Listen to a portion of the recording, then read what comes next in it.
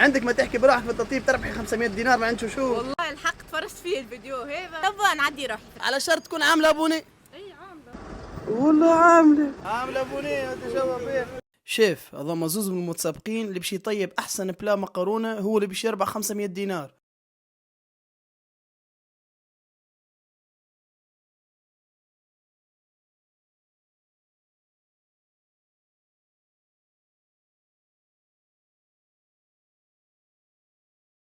وتو وصلنا للمرحله الحاسمه، لهني لجنه التحكيم مطعم شوشو باش تذوق وتقول شكون الرابح. يعطيكم الصحة زوز. عندك المقارونة الأولى فيها شوي شدين ستة على الغاز ياسر. الثاني يعطيك الصحة أختي بنينة على الآخر.